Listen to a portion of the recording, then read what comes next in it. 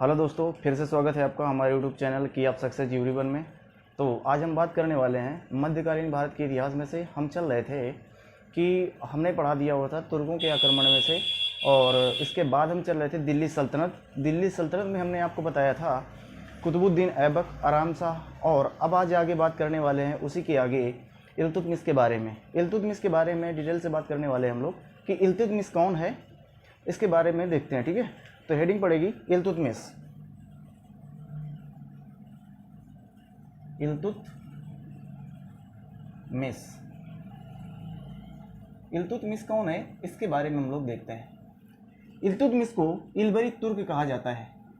इलबरी तुर्क, इलबरी तुर्क। और इसको किसने खरीदा था? इसको खरीदा था कुतुबुद्दीन ऐबक ने। गुजरात विजय के अभियान जब ये जा रहा था भीमदेव सेकंड पर आक्रमण करने के लिए, तो उस समय इसने खरीदा था किसको? इल्तुतमिश को। तो इल्तुतमिश को किसने खरीदा था? ऐबक ने इसे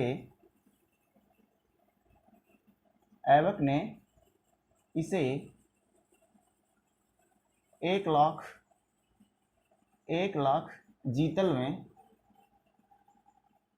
जीतल में खरीदा था। 1 लाख जीतल में खरीदा था। फिर अपनी पुत्री का विवाह किया। अपनी पुत्री का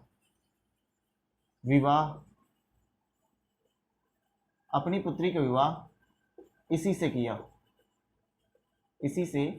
किया।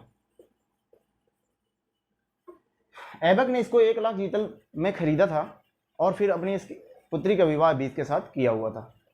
अच्छा, अब हम बात करने वाले हैं इल्तुतमिश के बारे में। तो इल्तुतमिश इलबरी तुर्क के नाम से जाना जाता है। इसको ऐबक ने 1 लाख जीतल में खरीदा था और अपनी पुत्री का विवाह किया। इसके बाद क्या है कि इल्तुतमिश का इसका जो शासनकाल रहता है इल्तुतमिश का, तो ये जो है 1211 ईस्वी से लेकर के 1236 ईस्वी तक इसका शासनकाल क्या है? 1211 ईस्वी से लेकर के 1236 ईस्वी तक। ठीक है, इसके बाद हम बात करें तो इल्तुतमिश के बारे में, तो इल्तुतमिश को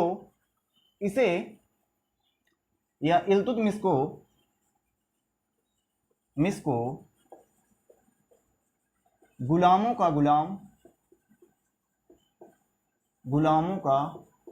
गुलाम कहा जाता है। गुलामों का गुलाम कहा जाता है। क्यों कहा जाता है? क्योंकि ये ऐबक का कौन था? गुलाम था। ये ऐबक का कौन था? गुलाम था। और ऐबक खुद भी किसका गुलाम था? तो गोरी का गुलाम था। ठीक है ना, ऐबक किसका गुलाम था? वो मोहम्मद गोरी का गुलाम था। ठीक है, ये ऐबक का गुलाम होने के कारण इसे गुलामों का गुलाम कहा जाता है। इसने अपनी राजधानी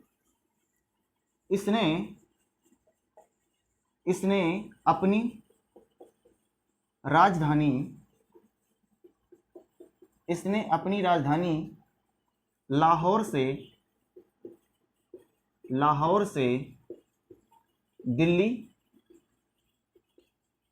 से दिल्ली स्थानांतरित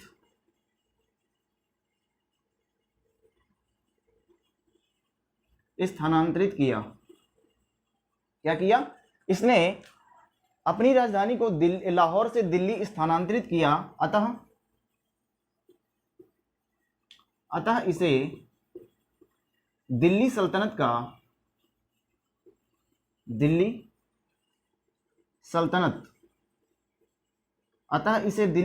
का वास्तविक संस्थापक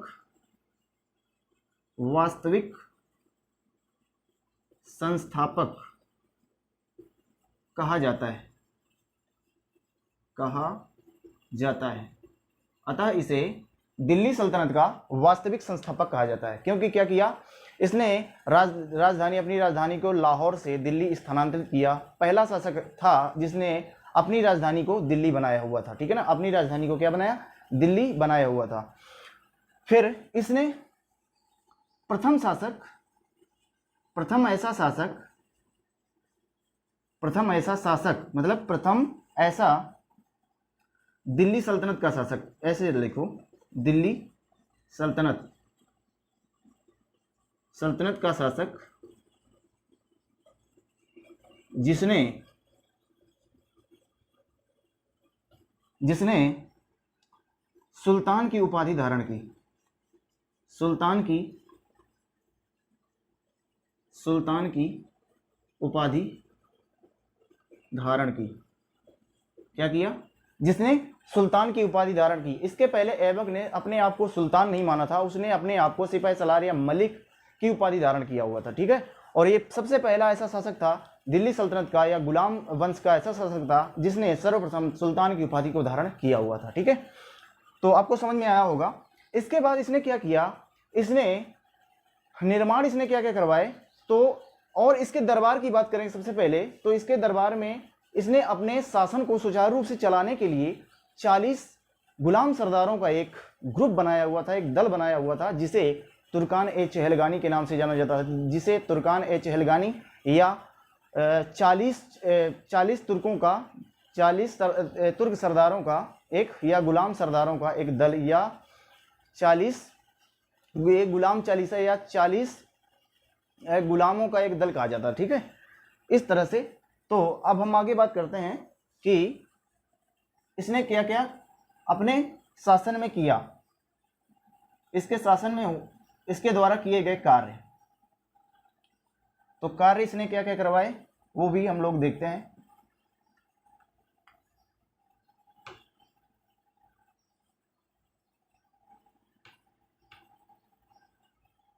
हाँ, तो इसने क्या किया, 40 अमीर सरदारों का 40 अमीर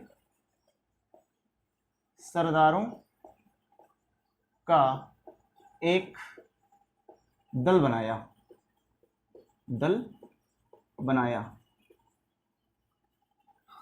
अपने शासन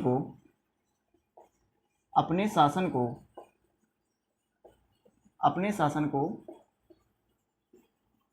सुचारू रूप से चलाने के लिए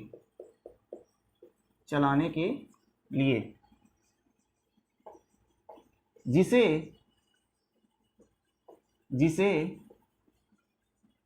तुर्कान ए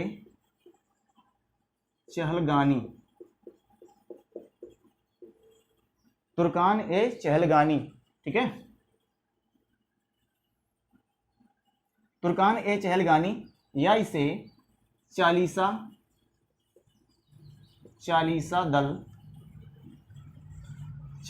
दल के नाम से जाना जाता था। इसे तुर्कान ए चहलगानी या तुर्कान ए चहलगानी या चालीसा दल के नाम से जाना जाता था। और इसने क्या करवाया, इसने एकता प्रणाली का जन्मदाता इसे कहा जाता है, इसे एकता प्रणाली का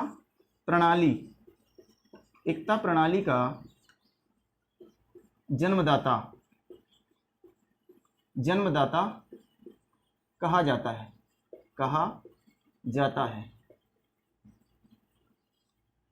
इसे एकता प्रणाली का क्या कहा जाता है, जन्मदाता कहा जाता है। और एकता प्रणाली होती क्या है, तो एकता प्रणाली की बात करें तो एकता प्रणाली का मतलब होता है, एकता का मतलब होता है कि वेतन के बदले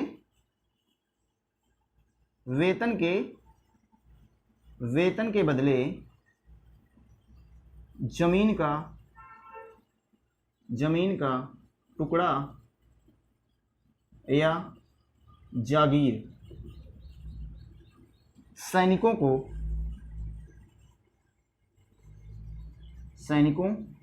को दी जाती थी।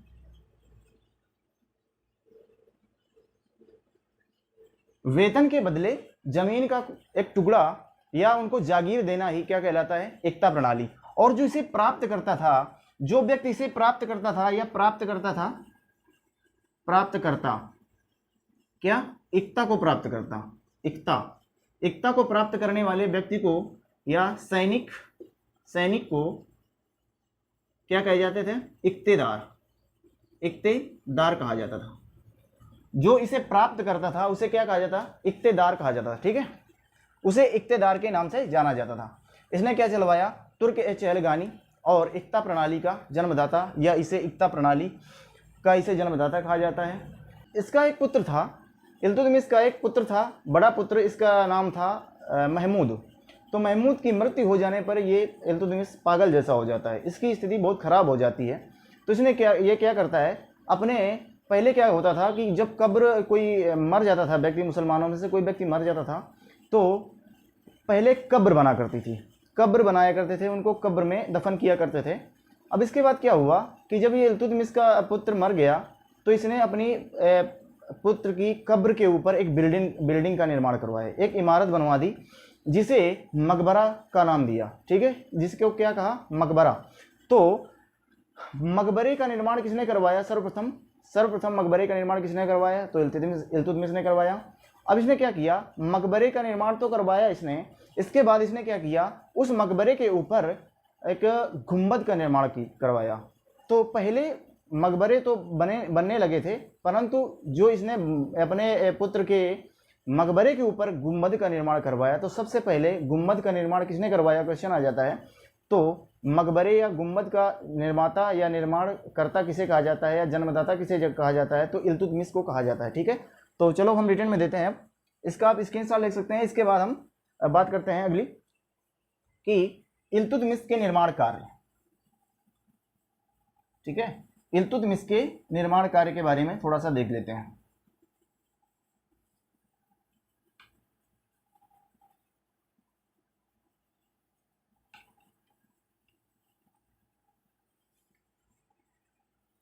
चलिए, निर्माण कार्य, निर्माण कार्य इसने क्या करवाया,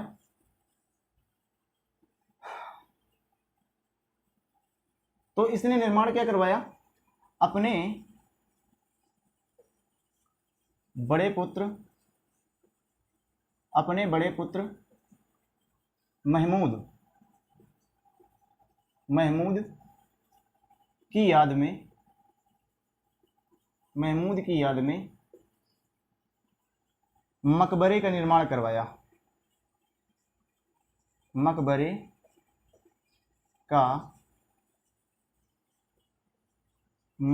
का निर्माण करवाया। उस मकबरे का नाम क्या था, शहबाजगढ़ी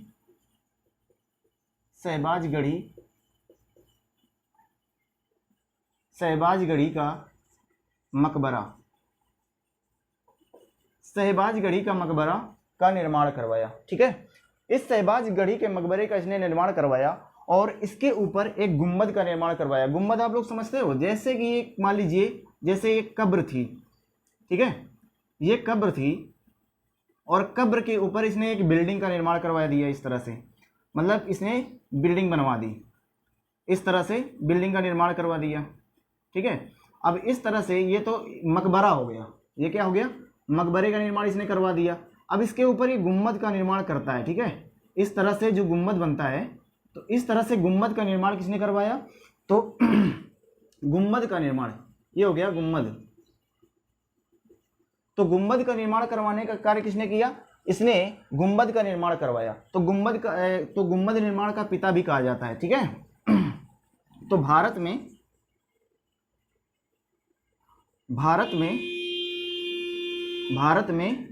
मकबरे तथा गुंबद निर्माण का पिता इल्तुतमिश को कहा जाता है, इल्तुतमिश को कहा जाता है।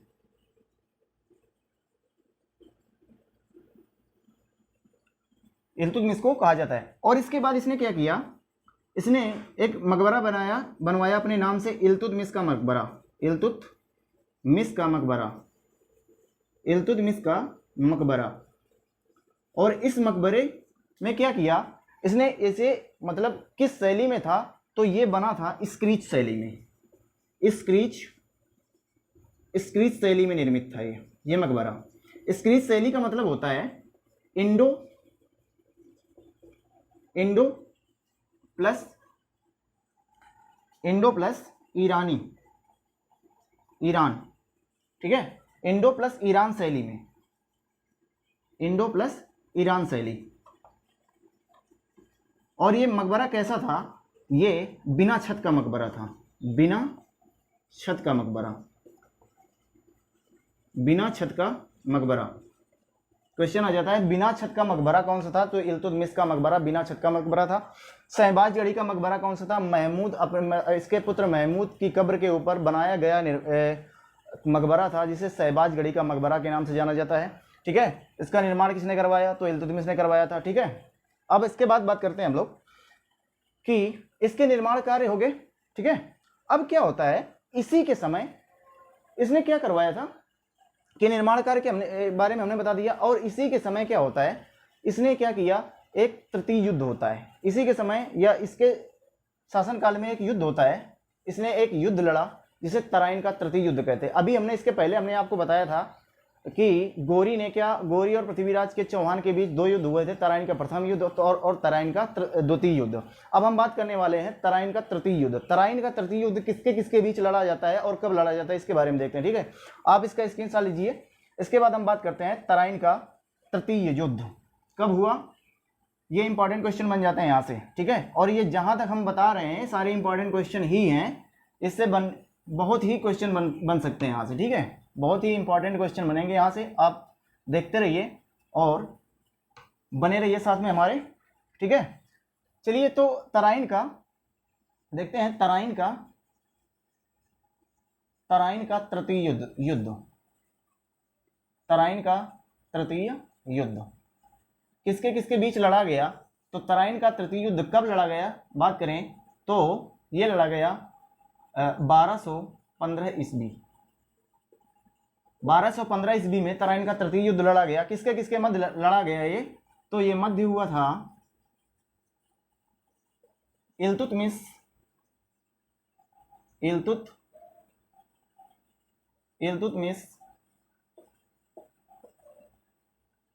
वर्सेस ताजुद्दीन यल्दौज, ताजुद्दीन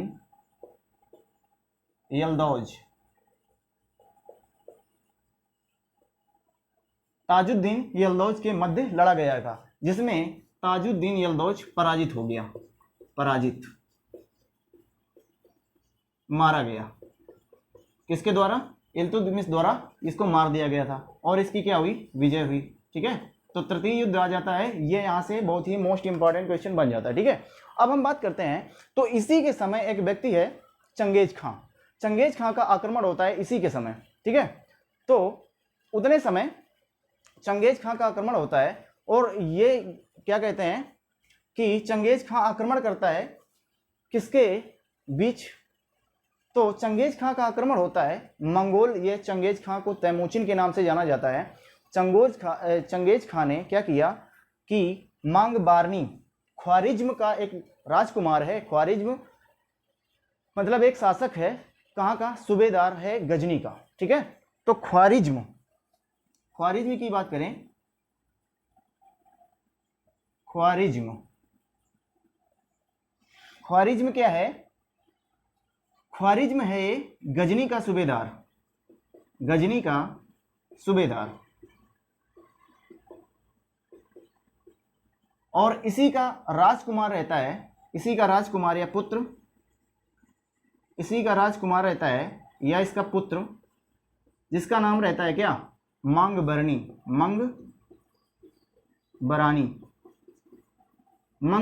ठीक है, चंगेज खां मंगबरानी पर आक्रमण कर देता है। ठीक है, मंगबरानी पर आक्रमण कर देता है, इसको दौड़ा लेता है। जब इसको दौड़ा लेता है तो ये भागते भागते आता है इल्तुतमिश के पास। जब इल्तुतमिश के पास आता है, कहता है कि आपने मेरे पिता ने आपको मतलब हेल्प की थी, आपकी सहायता की थी, अब मेरी आप सहायता कीजिए, मुझे शरण दीजिए।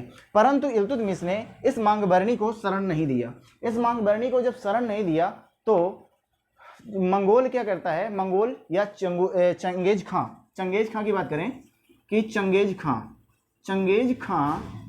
खां का वास्तविक नाम है, इसका वास्तविक नाम है इसका तैमूचिन। क्या नाम है? तमूचिन। चंगेज खां का वास्तविक नाम क्या है? तमूचिन। और ये आक्रमण करता है मंगबरनी पर। मंगबरनी इल्तुतमिश से शरण लेता है, परंतु इल्तुतमिश इसको शरण नहीं देते हैं। इसको कह देते हैं हम आपकी सहायता नहीं कर सकते, हम इस स्थिति में नहीं है कि चंगेज खां से हम आक्रमण कर सकें या उससे युद्ध कर सकें। तो क्या करता है ये चंगेज खां, इसको खेदते हुए, इसको दौड़ाते हुए मांगबरनी को सिंधु नदी तक कहते हैं आ जाता है। ठीक है ना। जब इल्तुतमिश ने इसकी सहायता नहीं की तो चंगेज खां इसको लेकर के चला जाता है, इसको पकड़ लेता है और इसको मार देता है। ठीक है। इस तरह से इल्तुतमिश ने दिल्ली को मंगोलों के आक्रमण से बचा लिया। इस तरह से क्या किया, इल्तुतमिश ने अपनी बुद्धिमत्ता का प्रयोग करते हुए दिल्ली को या भारत को मंगोलों के आक्रमण से बचा लिया था। ठीक है। तो ये कब आता है? चंगेज खां का भारत आक्रमण होता है। चंगेज खां का भारत आक्रमण, भारत पर आक्रमण, यह आक्रमण ये भारत पर आक्रमण इसका नहीं होता है, परंतु ये मंगबरनी का पीछा करते हुए कहां पर आ जाता है? मंगबरनी का या मंगबरानी का पीछा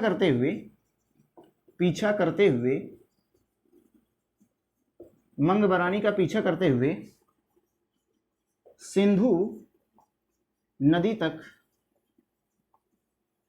आ जाता है।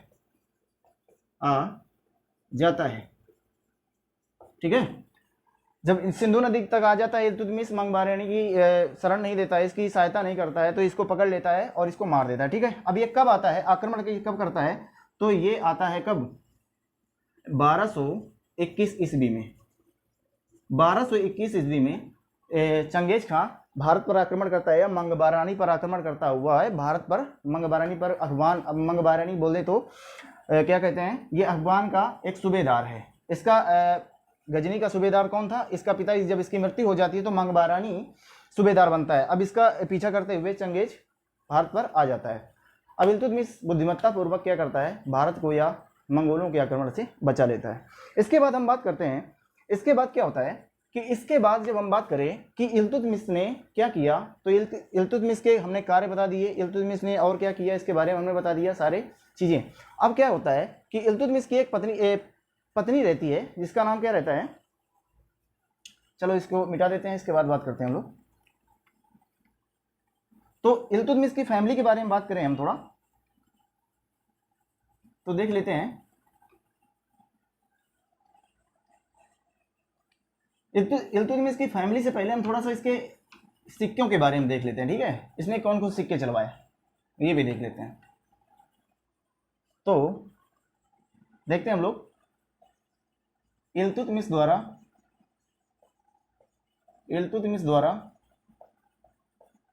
चलाए गए सिक्के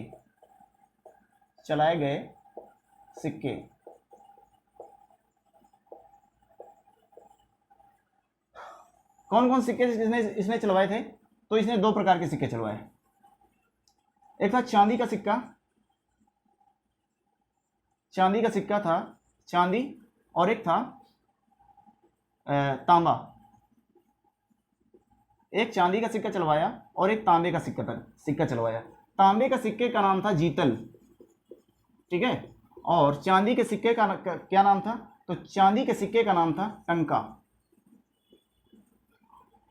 ठीक है। चांदी के सिक्के का क्या नाम था? टंका। इसने अपने नाम से सिक्के भी चलवाए, इसने सुल्तान की उपाधि धारण किया, इसने दो प्रकार के सिक्के चलवाए।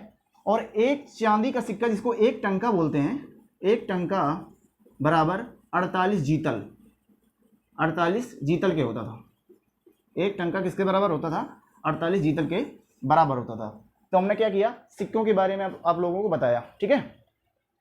अब क्या होता है कि इसने क्या किया कि इसके बाद हम बात करें तो इसने क्या किया कि भारत जब ये आक्रमण करता है कहाँ पर, बामियान पर, बामियान कहाँ पर पड़ता है, अफगान, बामियान बोले तो अफगान, ये क्या करता है कि 1236 ईस्वी में, 1236 ईस्वी में बामियान अभियान, बामियान अभियान के दौरान, ये बामियान कहाँ पड़ता है, अफगान, बामियान अभियान के दौरान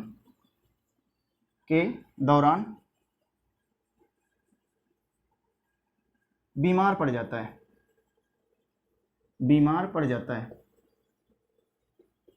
पड़ जाता है और